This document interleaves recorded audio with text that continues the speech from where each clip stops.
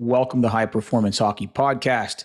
Today we're joined by a lecturer in exercise and sports science at the University of Newcastle and strength and conditioning coach for Ice Hockey Australia national men's team, Dr. Josh Secomb.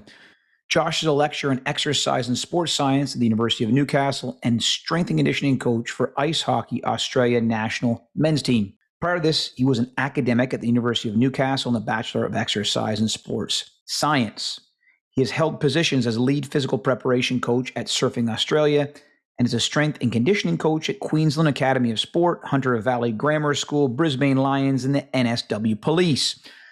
He is an accredited Level 3 strength and conditioning coach through Australian Strength and Conditioning Association and recognized as an elite level coach through the Professional Coaching Scheme. Additionally, he published 24 peer-reviewed journal articles and has presented at international strength and conditioning conferences in the United States, Australia, and Japan. Really interesting conversation we had with Josh. Really fantastic and interesting human being. We speak about his teaching. Can we teach critical thinking? What is applied sports science in his words? We speak about his duties and responsibilities for the Australian men's national hockey team. We speak about the NSA presentation that he has coming up, where he will fly over to North America to present on, titled Optimizing the Utilization of Research to Enhance Athlete Performance. And finally, we speak about an article that he co-authored with Matt Kelly entitled Associations Between Hip Pathology, Hip and Groin Pain and Injuries in Ice Hockey Athletes, a clinical commentary. It's a great conversation, very interesting. Really honored to be able to share the microphone with Josh. Great human being. Proud to call him colleague. Welcome into the podcast.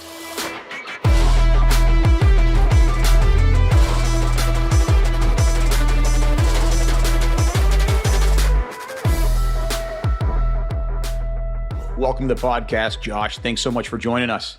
Yeah, thanks, Anthony. Extremely excited, very humbled, but yeah, very excited to be joining you here, mate. It's the first time we're officially meeting. Heard some fantastic things about you from the Swiss Swarm himself, Lassie Lasko, and Dougie from the Vegas Golden Knights. So really excited to share some information and share a positive message and with our listenership. So let's get right into it, Josh. University of Newcastle, in terms and measures of what are your duties and responsibilities at the university? Yeah, sure, mate. So it's pretty much just a standard academic role, really. So split of teaching and research, essentially 50-50 teaching research role. From a teaching perspective, I look after and handle the strength and conditioning courses, help with an applied sports science course as well. We've got a really good staff member who's come from professional rugby. So I sort of work with her on that one. And then also a functional anatomy course, which to me is probably the one that excites me the most.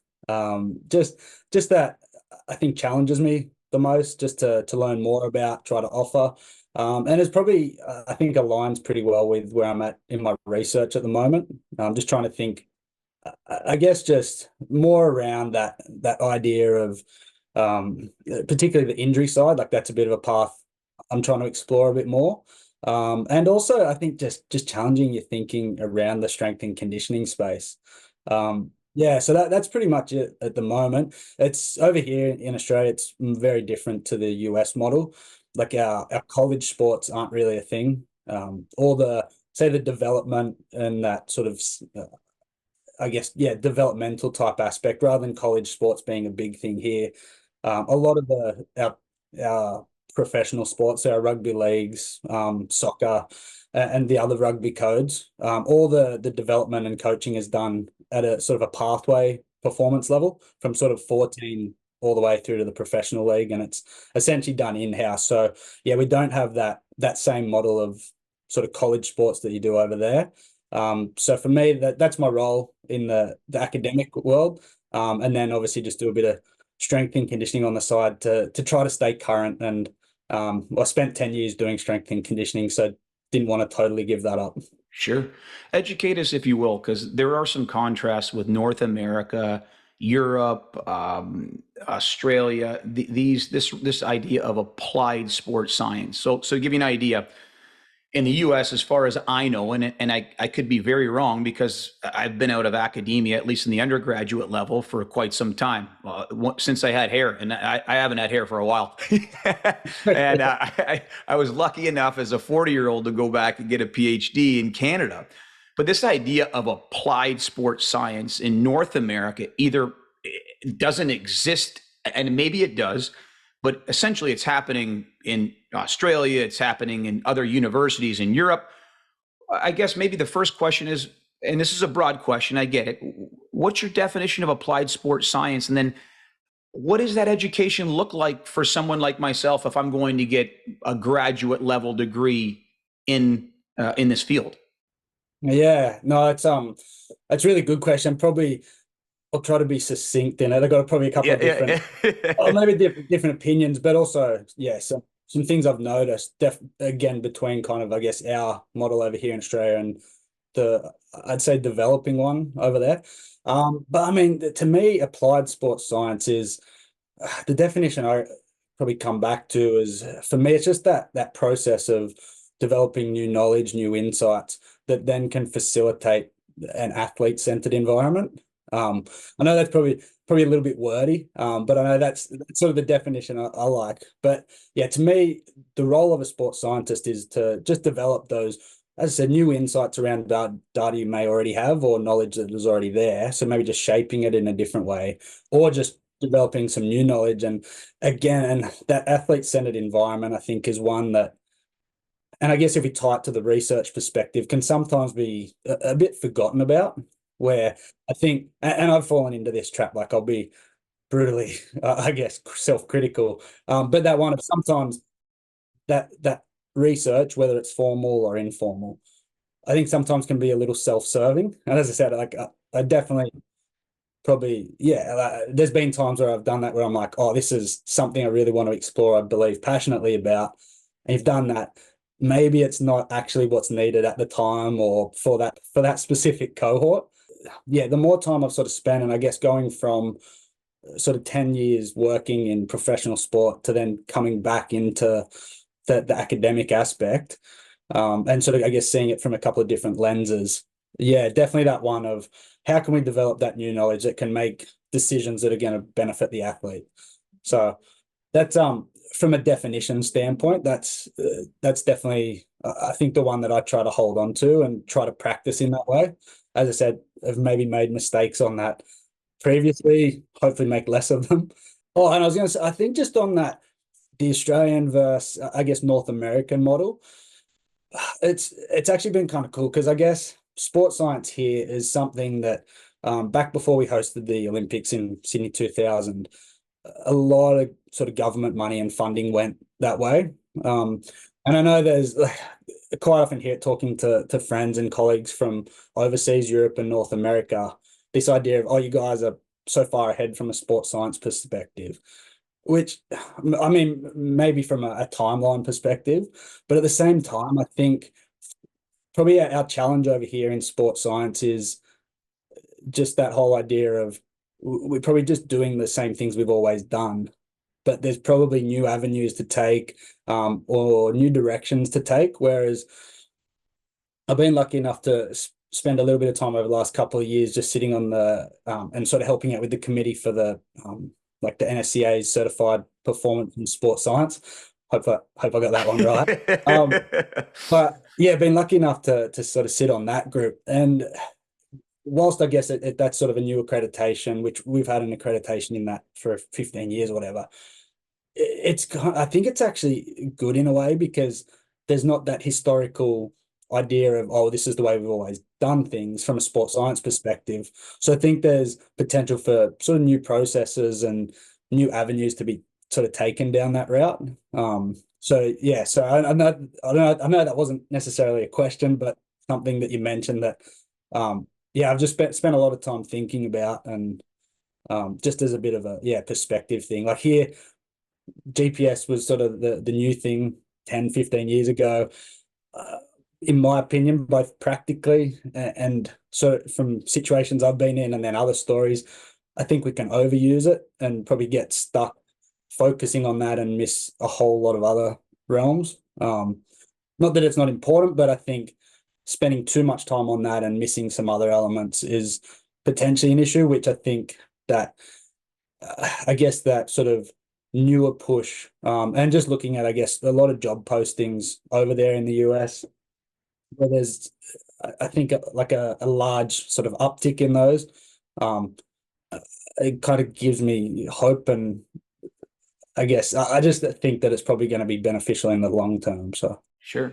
Let me ask you another question. Like, I'm not to pick the pepper to the fly shit, a Mike Boyle quote here, but I always come up with this, and this is the question I ask myself: Are we quote unquote sports scientists or Texas sharpshooters?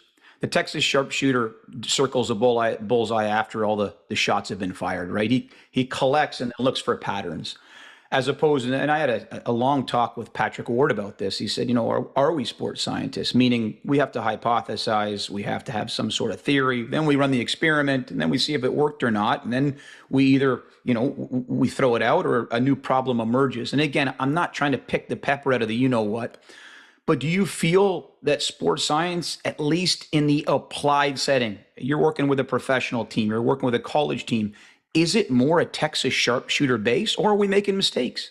I know when we spoke a couple of days ago around that, and that topic came up, it was one where, to be honest, I hadn't probably sat down and thought about it on a deep level. So, firstly, thank you for that early heads up. Oh, but yeah, and to be honest, like it's consumed a lot of my last 48 hours. Um, and I think there's probably a tendency to do both. Okay. Um, I think that there's pros and cons to both as well. So I guess that not so much in the way of, I guess if we take the bad realm of the Texas sharpshooter fallacy and go, okay, is it one where, as you said, firing off bullets and then we're just drawing just random circles and, oh, look how amazing I am. I think that's definitely a trap. And again, like I think there's definitely an element for that bias aspect to come in. And I think I don't want to, I guess, quote all of your previous episodes, but one that I've gone back to, like one that I've listened to multiple times, was your one with Reg Grant and Mal McHugh. Um, Great guys, eh? Good oh, guys. I'm actually, again, sort of tangent, but when I sort of head over in 4 weeks, I'm actually, based on that, learn a lot about Mal Reddy's work and catching up with him when I head over there. So Awesome guy. He's awesome. Okay, he's awesome.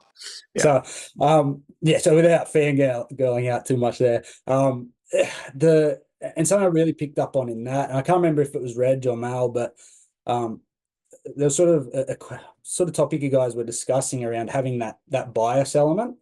Um, and I think like bias can be great because it creates that passion and probably, I guess, gives us that ability to go to a deeper level of knowledge, or at least maybe just challenge our thinking or explore that a bit. So I think it's really great to have that bias and that passion that it develops.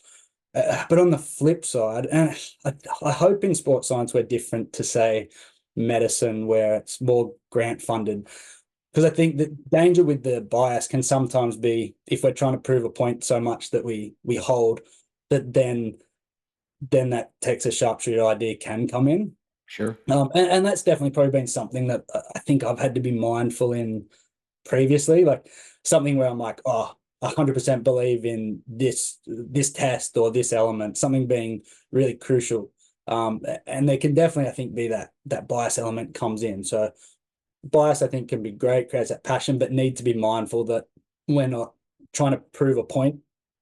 So I think that's where we can slip into that. On the flip side, I think sometimes that idea of going into it without like a predetermined mindset, and that idea of shoot the bullet, see what's there, see if there's anything that stands out, I think that definitely has value. I'll come back to another part of that, but I think it's definitely one where, firstly, just from a research or sports science perspective, need to have that, probably that maturity and that confidence. I know definitely earlier on in sort of my research career, it was definitely a case of, oh, I'm researching this, like I need to try to hopefully find something, and so there's definitely that aspect. Whereas now I think being comfortable with not knowing the answer. So I think that there's that aspect to it. And then on the scientist aspect as well, again, not just to quote all your episodes, but the one you did earlier on, I think was, I'll hopefully pronounce his name correctly. Is it Vaughan Carpan? Vaughan Yep, Von Carpan? Carpet. Yeah, Okay, awesome, that one, awesome. and it was cool, and like from the fact where he wasn't necessarily talking about sports science, but this one quote that he gave, I was like, oh man, that's sports science to a T. And I think it was something along the lines of the data tells you what happened, the practitioner tells you the how and why. So I think that sort of applies in this context where sometimes I think we have a very sort of robust design, robust methods, and we're asking a very specific question. As I said, hopefully not drifting into that bias. But then on the flip side, sometimes maybe we're not sure of the answer. We think there might be something there, which I guess we could fall into that sharpshooter aspect. But provided that we're not just trying to find something for the sake of it, and as long as if we find something, we can explain that how and why element, I think that sort of just back to that scientist realm. Um, so I know that was a very No, long-winded way of answering, but yeah, I think there's tendency to sort of fall into both, but with maturity, with just with the ability to, I guess, think kind of critically and analyze it and have a deeper understanding rather than just looking at data, seeing a p-value or an effect size, being able to actually think about why that is and sort of how that may sort of be the case. I think you hit the nail on the head, and it kind of parlays right into the next question, which is critical thinking. Can we teach it? And let me rewind. And you're teaching now, and then you're on the applied sector as well. I think if there's anything looking back in retrospect, which was not very long ago for me in my PhD, is this idea of being a skeptic. Skeptic is not a pessimist. It's like it's trying to look at the world and saying why something else may be or why may it not be, right? As opposed to just I deal with that quite a bit. I catch myself, whether it's a new technology that's presented to me, whether it's a paper, and I want to say, okay, is that reliable? Why else do I need that? Is it interesting or is it important? Does it drive the needle? From your experiences, do you feel that we can teach critical thinking to young practitioners? If so, how? I'll give you another example really quick.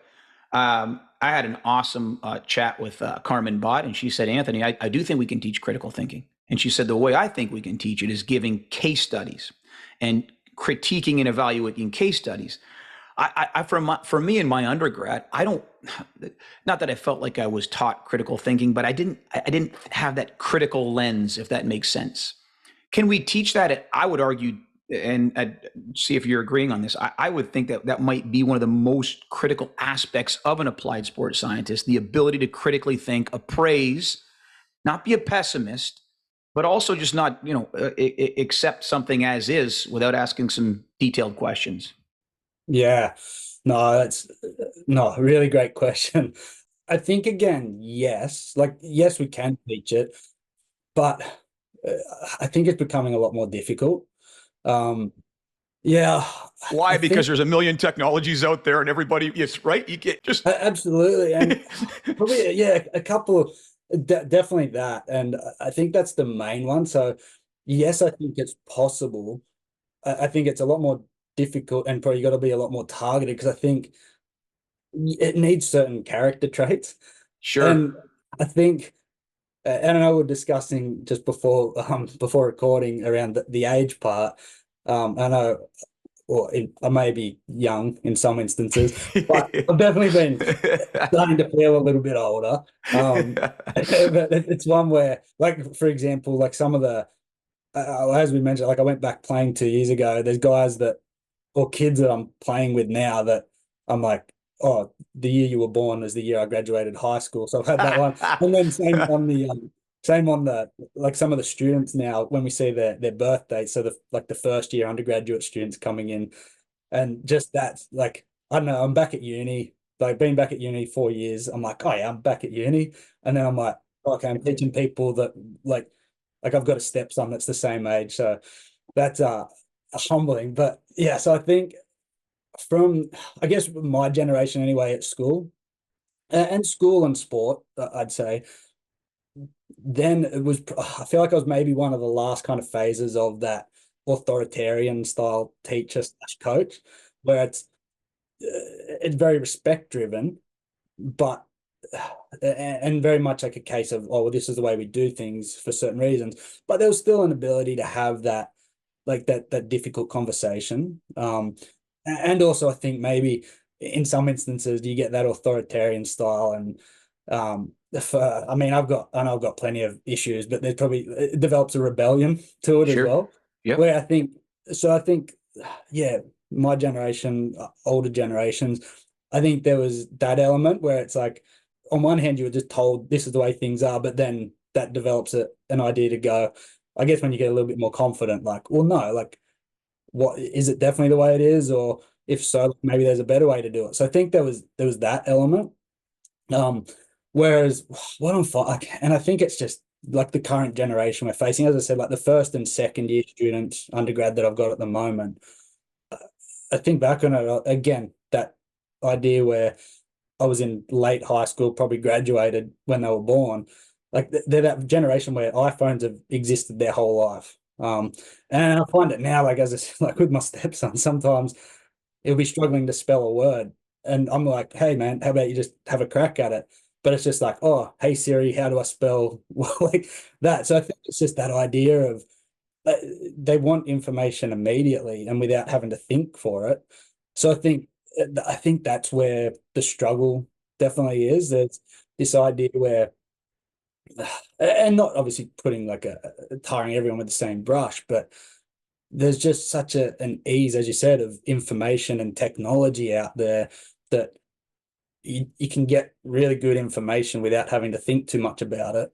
And whether that's like a laziness thing or saving cognitive space for other things, I'm not sure, but I think that's a definite challenge. And when you just mentioned, actually sort of in that question around the technology, I think from a sports science side again, and I know you've mentioned it a few times on your podcast, where there's so much technology out there now Crazy. that again, it's like, and it gives it to you, like, um, and I was just thinking when you said that, like, it's one now where, um, like say the force plates we have, the force plates break, two PhD students I have, their immediate reaction is, oh, okay, well, we better send it off to go get fixed. And I remember doing my PhD where it was like the last day of a training study, and this was when I was working with surfing, so not the smartest athletes, some might say. And it's just this one of, oh, hey guys, like we're doing jump testing off the force plates, but had a position transducer as well. And first kid just steps off, and no matter how many times we said, hey, position transducer goes down gently, he just jumps, lets go of the stick, bang, snaps off, like Oh, testing geez. done. But that idea of then it was like, oh, well, we've got to send it halfway across the country to get fixed. We've got to get this data. So that one where it was like, all right, well, we're just gonna have to bust it open, try to figure it out. Whereas, yeah, so I think from that technology, life technology standpoint, and then from yeah, like the research side, just too much easy information, and I guess a lot of tech, like sticking on the technology within sports science thing. So much of that technology now has, like, it spits out the data for you, and it almost tells you what. And there's a user guide, but these are what the metrics are. So again, yeah. So I think come back to the actual question. Sorry, mate. Critical thinking definitely teachable, but for a certain person, and unless they're heavily invested in it. I think you hit the nail on the head with some of that stuff. I think you can be an awesome teacher. I think there's some character traits that lead people to want to find those answers. Passionately curious, asking questions, continuously asking why, and being driven by, some of the most interesting people I've ever met don't have PhDs, don't even have backgrounds in sports science. They're autodidacts. They're self-taught. Like they just read. They read excessively, and they love what they do. But I think it's an interesting thing that you brought up. Pivot here. Ice hockey Australia. So how did you get involved in the game, man? Like you're down under, man. Like we got rinks. Well, how did you get involved in hockey? You said you were in surfing before. How did this come about? Yeah, so I mean, for me, it was one like growing up, like pre or rugby league here, which was one of our sort of big code variants. So I grew up playing rugby league, a couple of other sports as well. And I mean, here we're lucky, like the climate. I mean, we're in our cold part of the year right now, and I'm sitting here talking to you in a t-shirt in my Oh background. man, It's that's a like bucket list. I want to get to, yes, I want to get there. well, definitely. So like it's one where we're able to play sport outdoors year round. We can get bored of our sports pretty quick, so we and in our like our PE system and everything, there was always like floor hockey and street hockey. Like there was always elements of that. So for me, grew up playing rugby. We were lucky where literally 10 minutes down the road from my house, we had an ice rink built in 2002, I think it was. And then like I mean it's pretty much the same. You ask any Australian person involved or that plays or involved in hockey, you grow up watching Mighty Ducks, then you get into Slapshot. Or Yeah. like it just comes from that. Yep. And then like they sold sort of street hockey kits just in the like the or our Kmart. I'm not sure. Oh yeah, I think you guys got Kmart there. Yeah. And Yeah. so like so it's sort of accessible that way. And for me, it was one like always just loved the sport. Like I'd go like skating regularly, sort of on a weekly basis. It was the kind of young hip thing to do, Friday night discos, and always wanted to play. But when like went to a couple of games, like just our national league that was here at the time. So 13 was when I desperate to play. But grew up sort of single mom, only child. Just it was very expensive at the time. Like had to import all the equipment from overseas. So it just was cost prohibitive. So then it was one kept sort of playing rugby, other sports, and then at 17, I think it was sort of obviously working my little casual part-time job after school, saved up the money and was like, no, I want to have a crack at this. That's awesome. Played it, just fell in love with the sport, to be honest. And yeah, just kind of grew from there. And like around that time as well was when we were getting more NHL games on sort of pay TV. Whereas before that, as I said, it was just watching Mighty Ducks, playing I don't know, NHL 95 on the PlayStation, that type of thing. Hey, So that's it was awesome. sort of just something I always wanted to do. Luckily, and I'll say we've got the second best rink in the country here, so like decent facilities. And then yeah, just played it, love it. As I said, went back playing this year while I've hopefully still got the energy for it. Sort of favorite sport. I just love it, like everything about it. So It's awesome to see the game in different places, and that's outstanding. Your duties and responsibilities, Ice Hockey Australia. So explain to me how that works for you. I mean, you are an applied sports scientist for the organization. Is that accurate? yeah, yeah. How many teams does that encompass? How many people are enrolled in that? Is it just the national team, or are there multiple teams that you have under your guidance or watch, rather? Yeah, well, it's actually kind of the last sort of 8 to 6 months just changed. Grew up here in Newcastle, which is 2 hours north of Sydney. Grew up here playing. When I got the opportunity to do the PhD, that was with surfing, and with Dr. Jeremy Shepherd and well now Professor Sophia Nymphius. Kind of couldn't pass up that opportunity. Um, yeah, went up there, sort of had 6 years there. Spent a bit of time working up around Brisbane as well. Again, just in the rugby codes in the Olympic system. Had a couple of young daughters. Family was still back in Newcastle. There was an opportunity to come back here, and it was just sort of just the right time. Just be back closer to family.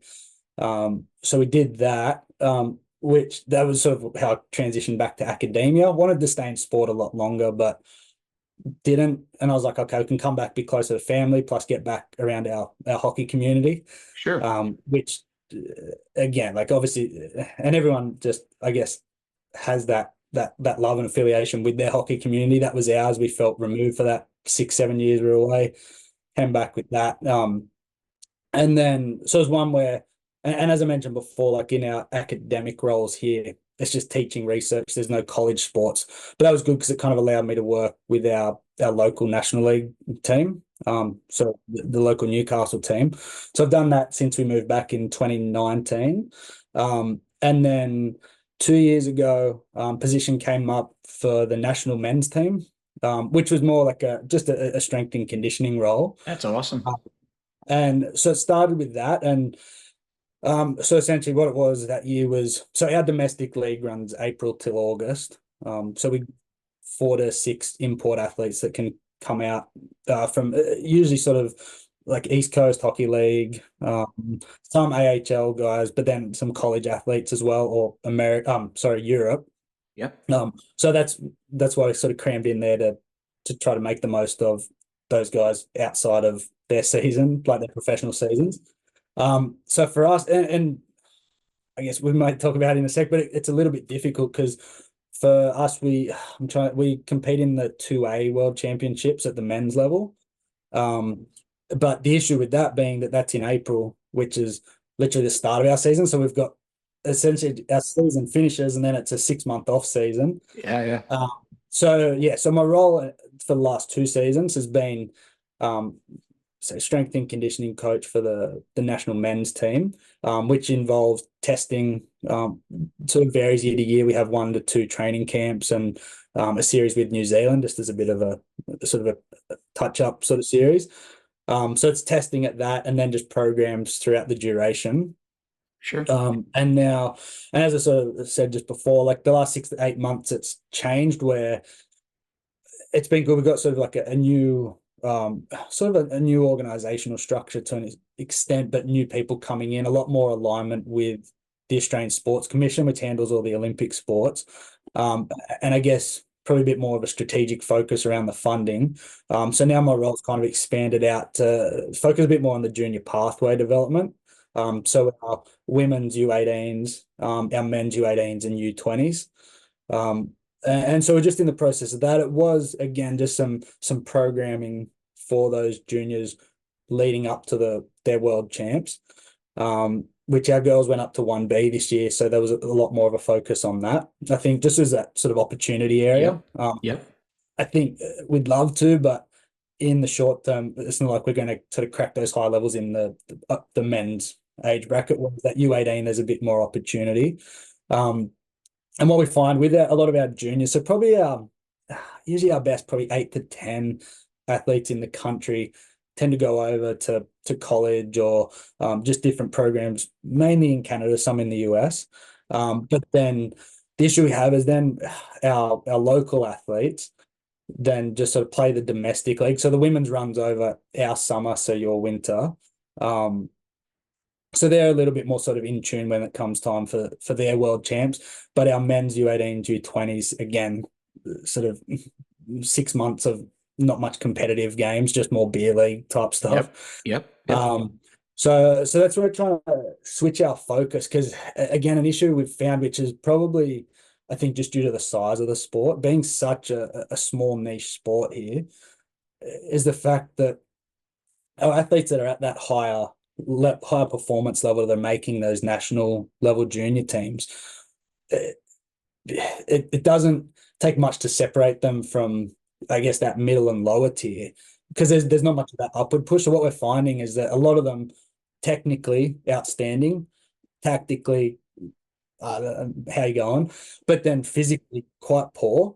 Whereas I guess it's probably the flip. So for our rugby codes here, probably similar to obviously hockey in North America, where unless you're maximizing your capacity in each of those different domains, you're not going to make those higher representative honors. Whereas here, just technical skill can be enough. So what we're finding is we've got good hockey players, but not good athletes. So very much sort of pushing and just actually working on a couple of things at the moment just to try to get just some more, just a bit of a development program more from that physical standpoint.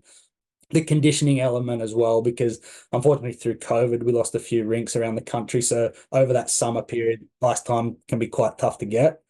So I know that was a bit going on in that question, but that's outstanding. I want to pivot slightly. We still want to touch back with duties and responsibilities in Australia for ice hockey. But today's episode has been brought to you by Physical Preparation for Ice Hockey, Biological Principles and Practical Solutions, and the Gain Go Grow Manual. This is a 2-part book series exploring training the intermediate and advanced level players. Book number 1 explores training the intermediate player. Chapters include long-term athletic development, considerations, speed training, power training, strength training, and program design. The Gain Go Grow manual explores training the high-performance hockey player. Chapters include biomechanics of ice hockey, considerations for high performers, minimizing adaptational risks while upsizing gains, the Gain Go Grow model, and example microcycles. More information can be found at Amazon.com. You've got an NSC presentation coming up. Optimizing the utilization of research to enhance athlete performance. So let me start by saying, awesome. Looking forward to that. Where are you speaking? That's going to be in North America, correct? Yeah, in Baltimore in July. Yep. What are the steps you take with athletes to make research relevant? I know that was something that you talked about as kind of a bullet point or several bullet points. I know that's a big question, so curious as to your responses. I mean, for me, the big one is always just spending time in the environment and getting to know the athletes. I know, and it's probably a debate, or not debate, but a lot of questions that come up. I think that whole concept, which strength and conditioning also struggles with, of do you need to be a former athlete to be able to work in that environment? I mean, I think no. However, I think it can be beneficial because for me, the reason why we need to spend time in the environment is A, to know what's actually needed, like what are the key questions that need to be answered. But then also just the language and the culture of the sport to me is Agreed. just so crucial. Like being able to even just use terms that are just typical terms in that. One we used to always find with, I'll go back to like as an example of surfing, just slightly different, but we'd often talk about, say, lower body power with the athletes, but all the coaches would talk about pop. So like in regards to wave riding, it was about the pop within the wave. So just trying to pivot our language around that, like, oh, this is an assessment for your pop, like, which sounds stupid saying it out loud, but I think just that is always the crucial thing for me, just spending time with them. As I said, knowing the language, what questions actually need to be answered. Because I know that's something I've stuffed up a lot of times in a lot of different environments, thinking that you're going to change a word with this question. No one actually cares about it. And then it's sort of irrelevant. And just, as I said, just understanding the culture, because I think one of the biggest mistakes we can make, particularly if you're probably going into a new sport for the first time, is trying to change the way things are done, because I think things aren't always optimal, but sometimes there's a reason, or there's just a historical element to the way things are done. So that's the big one for me, is figuring out that, and obviously just asking those questions, just being direct, like, hey, what are the questions you need, or what would you like more information about? How can we better prepare you? Both to the athletes and the coaches. Again, because I think at the end of the day, like they're the experts on the sport. I know this is something we may sort of talk about in a bit, but it's that one where I think figuring out what those technical, tactical elements are is so crucial, where we can just get fixated on what we're comfortable with, which I guess from an S&C sports science background tends to just be that physical element. One thing that hit me a while back, speaking with John Stevens, obviously now with Vegas and before with LA Kings, their old coach Daryl Sutter, excuse me, said he always came back to anything and everything with sports performance. And John Stevens remembered saying, "How does it help the player?" You can give me, how does it help the player? And maybe the more important thing is, and my lens is a little different, right? I'm a private business owner as opposed to in the university or pro setting, is not only how does it help the player, but how do you communicate that to help the player? So I think obviously using language that's in that environment certainly helps. Building trust certainly helps.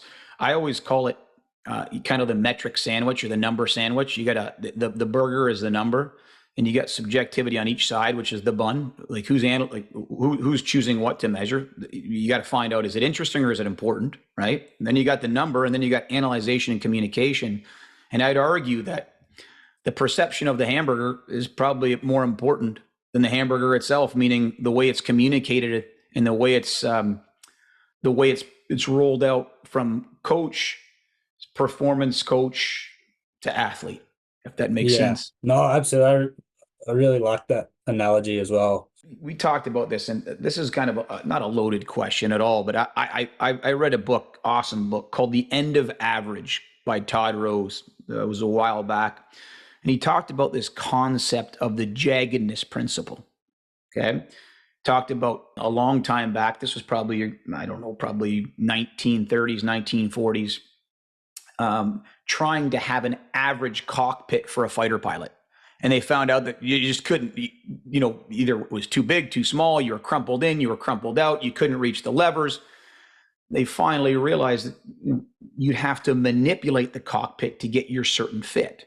All right. He called this the jaggedness principle, and it's difficult. He said it's difficult to apply one-dimensional thinking with things that have multiple related variables. I'll give you an example. Speed. Everything's fixated on speed. You got to be fast. You got to be fast. You can be the fastest guy, you get in the wrong spot on the ice, right? Or if I give you an athlete who's got power output, speed, unbelievable, plays the game in straight lines, but you've got another athlete who's got average speed but thinks the game better, is in the right spot all the time. That's a jaggedness concept. There's multiple variables that relate to speed, or whatever you want to call it, game speed. As coaches, do we fixate on is that a difficult concept for us to grasp? And then the last one, I think you hit on it. You got the technical, tactical, psychological, and physical. There's 4 coactives. I don't know about you. The older I've gotten, I mean, I could tell you about 15 years ago that a squat or bench press could cure just about anything. Now, on my list of KPIs, that's at 1,002. Not that strength's not important, by the way, but you can always correct that if someone's got good technical and tactical prowess.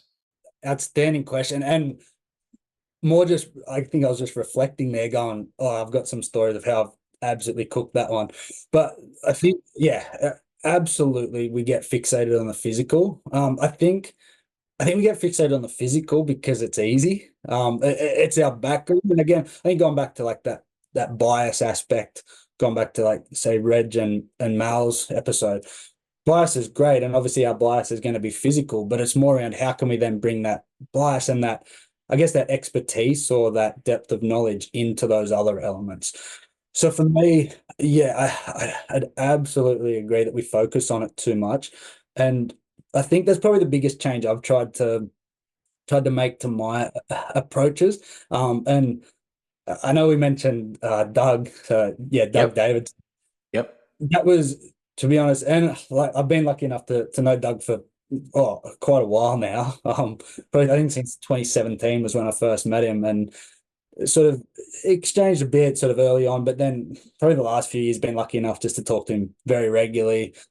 Actually sort of worked with him on a paper, sorry, which actually came about pretty much from that concept where I remember there was this paper I did here, and I think coming back to just sort of going back a touch, just in regards to myself with hockey, like as I said, love the sport. I'm like, obviously we're so limited by level of athletes and availability of athletes here from a research standpoint. So I was like, okay, I want to do a bit because I love sports science, I love hockey. I'll try to marry that up. Sure. And sort of had this paper where we just looked at essentially like hip abduction strength in conjunction with CMJ. Does it tell us about the speed element? And I remember the paper got accepted. I felt just on top of the world. I was like, oh, life goal ticked off hockey research. And I was really proud of it. I remember talking to Doug, and just this one where I'm like, Doug's going to love this. He's going to think it's amazing. And I remember getting on the call with Doug, and he's just, and I mean, love the guy, but he's just like, yeah, that's cool, but does nothing for me. And then that element of going, okay, it's because, and at that elite level, and I was going to say, I think not only has Doug helped sort of shape my thinking around hockey, but just in my approach to sports science in general. And something I think just trying to change a lot more now is going, okay, let's still look at relationships between the physical and tactical at the elite level, but knowing that we're not going to necessarily improve the physical and make the technical better at that level. It's more going, okay, what are the relationships here? What's going to be the important components? Feed that into the developmental level athlete to then hopefully sort of increase them and make them more physically prepared for the game. But then also going, okay, it's that one where, and as you said, and I think it's very much where I think we need to shift a lot of the research in general, but also like obviously in hockey too, of going, because I think from the physical standpoint, at the end of the day, as long as someone can get into a certain position or posture, which I think Stu McMillan, I think that's something he talks about. As long as they've got the range of motion to be able to get into a positional posture and then apply force in that positional posture, at the end of the day, that skill-based element, that motor skill, is going to be ultimately what dictates it. Because, and again, just that reflective piece when you're talking about that, and it probably goes back to the research element we were talking about at the start. Like I remember with our men's team, as I said, we tested training camp. 3 months later, they went away, and we retested again. Strength and power went up, and acceleration on ice. So with the sprint 1080, we were sort of looking at acceleration and 30-meter sprint. Half the guys got faster, and I was like, great, but then half actually got slower. I was like, okay, shit, like we've made them more physically prepared, but they've got worse. But then realizing that the athletes that got worse were the ones that didn't have, or they had very minimal ice time over the course of that period. So then going, okay, like that's that technical aspect where essentially the higher levels you get, I think it's one where you need a minimum threshold to still produce in that position, and also just not to break. Like as long as we just keep them healthy, that's kind of the key part from the physical standpoint. But as you said, it's like athletes at that elite level, they're that skilled where they may not be the strongest and most powerful in certain movements, but they're skilled enough where they can sort of figure around that and still find ways to be at the elite level in those certain elements. And you mentioned testing in the 1080. We don't have a 1080.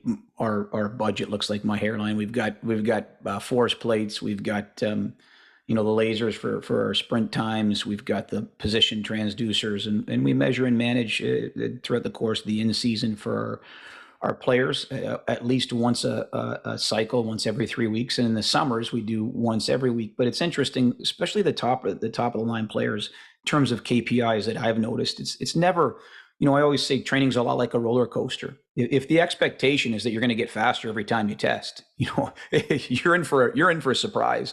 And maybe you could touch on this because you do this for a living. This is what I struggle with reading a lot of research.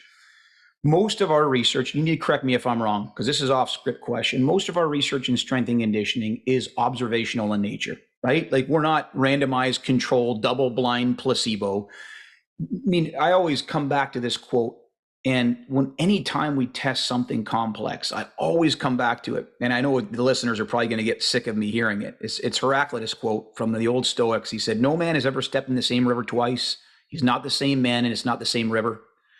Just little small things, whether it's waking up on the wrong end of the bed, whether it's, a different time of the day, you got your dynamic warm up in different, maybe it's just a bad day for testing.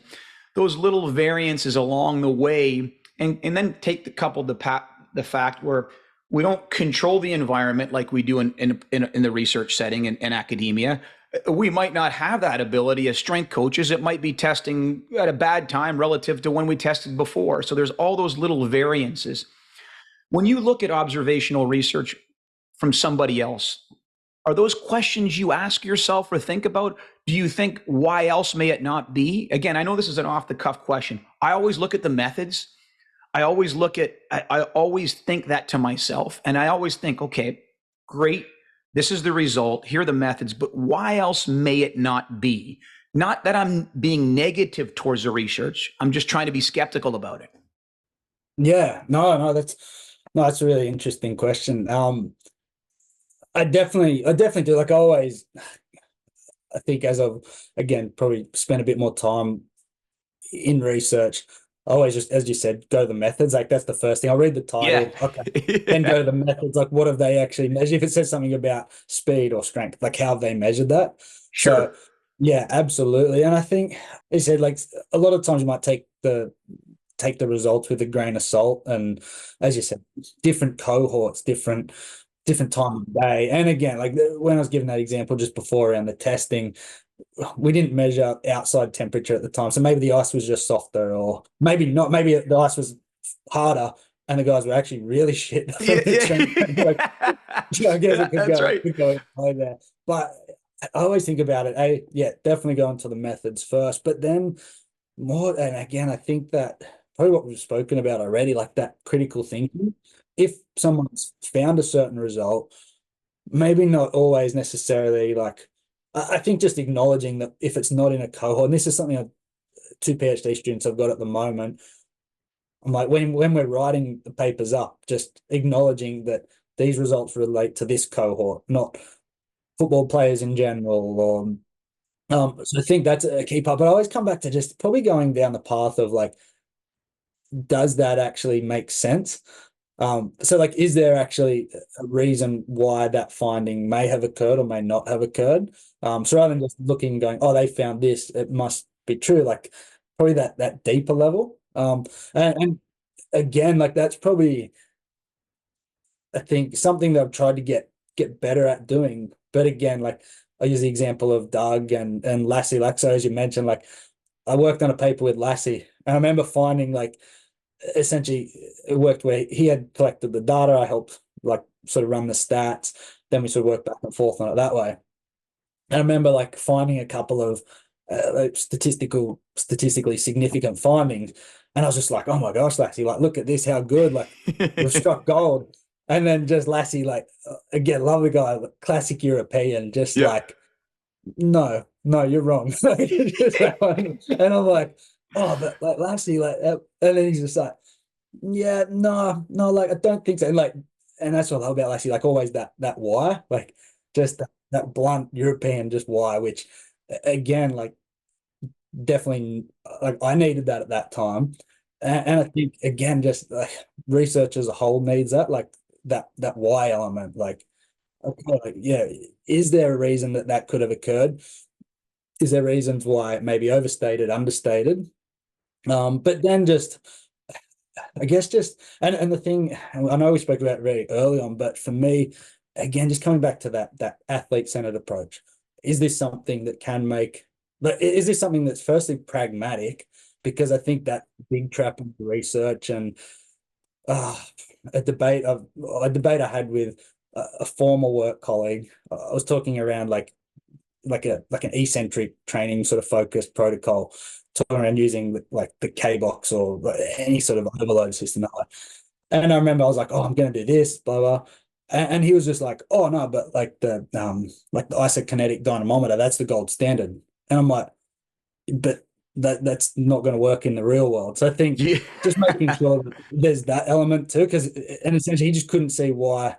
And I was like, so you're going to get a squad of 26 hockey athletes through that once a week as a training protocol.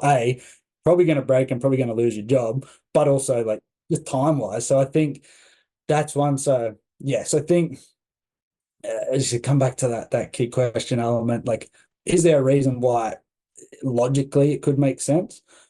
Acknowledge that there may be issues or errors or just variation based on population, time of day, conditions. But then also just is it something that we can actually apply and actually make a change to the athlete? 100%. I think Fergus Connolly, I'm paraphrasing. I think he talked about research in one of the first episodes. He said useful, useless, or interesting, you know, meaning in the applied setting. Like, look, we've all looked at research and like, okay, that's interesting, but you know, how does that going to help push the needle here in this environment? And I think you bring up a great point. I heard this a long while ago, and it was from, I call him the Serbian sensation, Mladen Jovanovic, super brilliant guy, and he got me on to thinking in complex systems and et cetera, et cetera. One of the books, Risk Savvy by Gerd Gigerenzer, he talks about three worlds. You got the world of certainty, which doesn't exist, the world of probability, where your games, and the world of uncertainty. And you can make problems when you confuse those two worlds. In the world of sports science or sport, period, we live in the world of uncertainty. We do our best to try to use research to help predict, but as we know, that's difficult to do. So I thought it was an interesting an interesting explanation in terms of the worlds that we live in. And I think I can point my thumb. I think as a young coach, I lived in the world of probability. Um, and now I use the research and say, okay, or the technology, excuse me, to say, okay, this is how we're trending. Let's continue to measure and manage, but we know it's subject to change, you know? Um, at any rate, last pivot here, I promise. I want to talk about this last article, most recent, I believe, with Matt Kelly, correct? Yeah, yeah. Another former guest. Associations between hip pathology, hip and groin pain, and injuries in hockey athletes, a clinical commentary. Talked about FAI in this quite a bit. Thoughts here, chicken before egg or egg before chicken? And what I mean by that is this more prevalent because we're now looking at it more, or has this been there all along? And, we're just finally catching on. I personally don't know. You and I both, okay.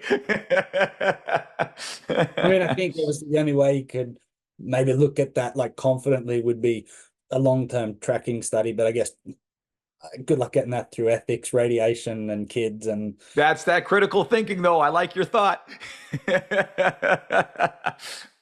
and this was kind of something we came to. And I'll be sort of totally honest in that there was sort of parts in that paper where I think I took the lead, Matt edited, and vice versa. The FAI part, that was more Matt's work, and I kind of was probably learning on the go with a lot of that. I think there's a likely potential that due to probably just excessive skating volumes and that early sports specialization, there's potential that it's maybe more prevalent. I think it's always been prevalent, but I think there's the risk that it's becoming more of an issue, more wear and tear early, that's potentially going to lead to more severe outcomes. Maybe not necessarily in that adolescence phase, but like a 20, 21-year-old trying to sort of push up through to the pro ranks. I think that's where it's going to probably go. So yeah, not 100% sure, but I think there's definitely a high probability that the volumes, the early sports specialization, and I think because I think that was one thing that we definitely looked at was, and I think that there's probably a bit of a gap in the research at the moment where so much of the research around joint kinematics, kinetics has focused on straight line skating. It's easy. Yes. Yep. Obviously, it'd be great to have more research regarding kind of, I guess, tight turns, net drives, board battles, just to see what type of positions we are getting into. But what we sort of found just going through that is that the straight line mechanics doesn't really appear to create an environment where that abutment of the femoral head is going to occur. But more that shearing force, and they found it in other studies in American football and a couple of others, soccer as well, where just that consistent shearing force essentially just creates a metabolic environment where we get that callus formation and probably a snowball effect from there. So I think based on that, and again that early sports specialization where it's just that same load continuously. And obviously I don't see it directly, but obviously hear a lot about it where you've got 12 to 14-year-olds on the ice probably 10, 11 months of the year, maybe more. I can tell you this, Columbus, Ohio, where I live right now, and we deal with a lot of the demographic in terms of age. It's crazy how it's happening right now, and I would love USA Hockey to step in and do something about it, but I think it's driven by money, unfortunately. And what happens is, you've got players that the season is over, you've got tryouts 2 weeks later. Think about that for a kid, 12 to 14. Over the course of a 4-month summer, you might put on 25 pounds and gain 3 inches. You're a completely different player just by your physics, just by the ability to. We ignore that window, coupled with the fact, and I could go on talking about this for days because I'm very passionate about it. Coupled with the fact is after spring skates, you immediately switch over to summer skates. And you can call those skill skates, but when there's 35, 40 people on the ice, that's a practice. So then from there, you go right into the next hockey season. We keep all of our POE, performance of excellence data points for our 18s, 16s, and 15s teams. Those teams at the AAA level are playing an OHL hockey season, 60 plus games. So you look at that, and then you look at that. It's like a baseball pitcher throwing, for that amount of time. And my theory, and I could be completely wrong, would parlay with yours. Is I just think it's and I know there's research I highlighted here too. The prevalence of increased alpha angles is a measure of cam type femoral acetabular impingement in youth hockey players, and they looked at the age demographics, and they saw those increased alpha angles as players got older, and they had more wear and tear on their hips. It just makes sense to me. Unfortunately, and this is a conversation for a different time. I just don't see it getting any better. I see it continuing to get worse in terms and measures of the ice, the volume, and quite frankly, it's gotten to the point now, completely off topic, but I was talking with my business partner, who happens to be my brother. I said, man, it shouldn't be strength and conditioning anymore in the summer. It should be just strength, because as soon as the kids are off away from the gym, they're on the ice. The tempo runs, the sprint work, which are critically important, to double dip. We always say in during the season, complement versus compete. But when there is no off season, you know what I mean? It's crazy. I don't know how that is in Australia. I don't know if the rinks are up year round, but the volumes here in North America are continuing to rise. Yeah. In regards to hockey, it's not as bad. Like over summer, there's much less time dedicated to the ice hockey. And as I said, or mentioned before, we lost a few facilities. So kind of summer is where figure skating takes up a lot more of the bulk of the ice time. But the issue we got is, again, going back to where I mentioned with our like 18s, 20, like U18s, U20s, a lot of those athletes, they'll play the domestic league here, and quite a lot of them will play. And if they're good, they'll play midgets. They'll play like the farm league for the national league team, and then they'll maybe take like a third or fourth line role in the national league. So they'll be playing a lot of hockey, probably on the ice 6 days a week, 5 to 6 days a week through the season. But as I said, those good athletes then go over to North America, into some type of sort of junior program or college program where, again, they sort of roll straight into that. So we've got that issue, but probably taking the hockey side away from it. One of my good friends, Adam Tripe, he worked in sort of professional rugby, Australia, Japan, Europe, and he's now head of strength and conditioning at our local sports high school. So pretty much all the good athletes from a whole range of sports, and the Olympic sort of system, AIS, now sort of affiliates with those sports high schools. But what he has, the issue is he's got athletes that they're training 3 times a week with the school team, then 2 times a week plus games outside. Then they're doing 2 strength and conditioning sessions with him. But then the parents are going, oh, they need to be doing more, so they send them to a local PT. And I was actually only talking with him about this the other week, that he said he did a presentation to all the parents where I can't remember the study. I need to find out what it is, but one where it was just sort of tracking. It was like I think like a 10-year sort of longitudinal study where they looked at the athletes that were identified at like a state or national level around, I think it was like the 12 to 14 year age bracket, and then whether once they got into, say, open age competition, if they were still at that. And it was something around, I don't know, if this may be wrong, but it's something around like 4% of the athletes in that sort of 12, 14 age bracket are then still at the elite or national level in that sort of 20s plus. And he said he presented that to all the parents, and then every parent that came up to him afterwards was saying, pretty much, can we do more? Essentially, can we do more work? Because they wanted to stay in that 4%. And he's like, no. The key message here is that, like, let's be in the 96%, like not the 4. So I think, so I think it's just a broad. We deal with that too, and we talk to parents about that same thing. This idea of whether in a 2 or 3 day program trying to go somewhere else to train. Guys, the answer, the greatest American training myth is more is better. And we try to explain it to our parents and say, I give you half a Tylenol for a headache and you come back and see me. If I give you 20 Tylenol for a headache, bad things happen. And also too, we talk about this with our pro athletes and try to change their mindset when it comes to this. I got this quote, I don't know, somewhere off social media, but I loved it. If hard work was the key to success, the donkey would run the farm. How about we work smart, right? If we work smart, we can still work hard. and we can do both. But if it's just put your head down and more and more and more, and that's what we're seeing is my opinion. The last one I use is hungry dog. Be a hungry Yeah. dog. Hungry dogs are dangerous dogs. Hungry dogs bite. My two yellow labs sit in the corner are lazy. They sit in the air conditioning. They're overfed. But when you're a hungry dog, I'd rather have you err on the side of doing a little less than too much. At Yeah. any rate, I can go on about it. Okay, one last thing on the article, and it's opinion, of course, but are we overthinking? When I say overthinking FAI rehab, I'll give you an example of how we view the hip in our summer. These are for asymptomatic athletes. We do posterolateral femoral mob, so we're pulling the femoral head back posterolaterally in the capsule. Do a lot of anterior core work, so essentially trying to give some love to the pelvis and repositioning it. We do a lot of sagittal plane hamstring work early and often with ISOs.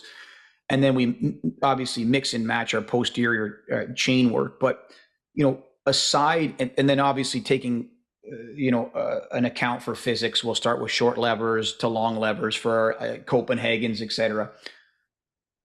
Does it need to get more difficult than that for asymptomatic athletes, or are we filling buckets as strength coaches that way, or are we missing things currently? Yeah. No, that's a great question.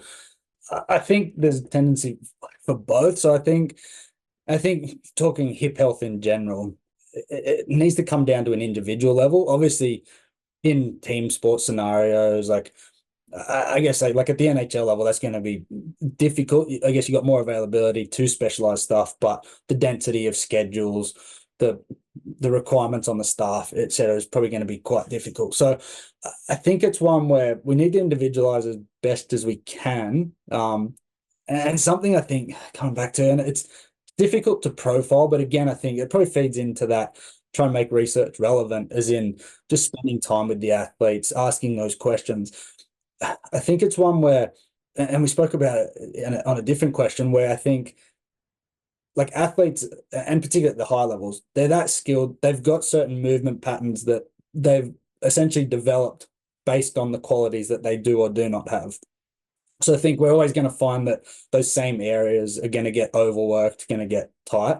So I think sort of knowing what that is, trying to, I guess, not let it become too much of an issue. So I think, as you said, like the hip capsule aspect, if it's one where we know just the capsule gets jammed up, loses that range, work on that just to try to sort of mobilize that as best as we can or provide some relief. It's not going to change it forever as soon as the skating load picks up, which I think we just have to accept. And it probably relates to a quote Jeremy Shepherd sort of instilled in me, was that the sport's the master, the training is the servant. Just going at the end of the day, yeah, like I'm it's just stealing that that one. one I'm stealing that one. from Jeremy. But just that idea where it's at the end of the day, like the load is the load. We can't change it. We're not going to necessarily change their movement patterns. They use those movement patterns, ideal or not. It's what works for them. Let's just help them to use that better and not get overworked. So I think it's one where I think, and I've been super guilty of this, gone down the rabbit hole too many times, and maybe thinking that I'm changing qualities that are potentially not actually able to be adapted. You and me But both. You and me both, by the way. yeah, yeah. Like, I think, yeah, that's one. But I think at the end of the day, I mean, it's like the process of research, like as we spoke, where we have knowledge, we have passion, and perhaps a bias about something. We want to know something more or learn something more about an area. We try it out. If it works, great. If it doesn't, then okay, maybe we'll find something else. But so yeah, I think yeah, there can be a tendency to overthink, but provided that it's done with the right intent, again, probably come back to that athlete-centered environment aspect. I think it's okay. I think probably I think I've probably gone down the probably focused too much is maybe just trying to generalize it. So trying to apply those, as you said, like those overthinking elements to everyone, and just trying to apply a blanket approach. Like, oh, well, it worked for this athlete and they succeeded, so it's going to work for everyone. Um, Yeah, and I think probably just come back to like the research side as well. It's like the physical qualities are important. Let's maximize it, but also just knowing that it's how that relates to that technical, tactical aspect, and just trying to just improve the athlete as best as we can. So, Like it. Final pivot. Where can we find more about you? Can you tell us about your social media handles, et cetera, and your contact if you're willing to share it with the listenership? yeah, no, absolutely. I'm always just keen to learn more, and especially hockey wise, as I said, you can't get too much too much information or too much enjoyment out of it. Um, Socials wise, I'm pretty terrible. Like I'll use Twitter a bit, but which is just my Twitter handles, I think at 37 Seco, SECO. Um, I usually, I sometimes like if I'm proud about a paper, I'll tweet it on there. And most of the time I just like random stuff and try to send funny things to friends, but not super active on there. I've been trying to use LinkedIn a lot more. Made some sort of I just find that's I don't know, maybe it's more the mature man social media these days. I'm not sure. I just find like I just seem to get a lot more genuine connections and conversations going through that now. And then email is probably my best one, which is just my name. So Josh full stop Secomb, SECOMB at newcastle.edu.au. That's my work email. I'm probably the one that I'm uh, most responsive and active on. So Awesome. Our guest today has been Dr. Josh Secomb. Josh, thanks so much for joining us. thank you very much. Really appreciate it, Anthony.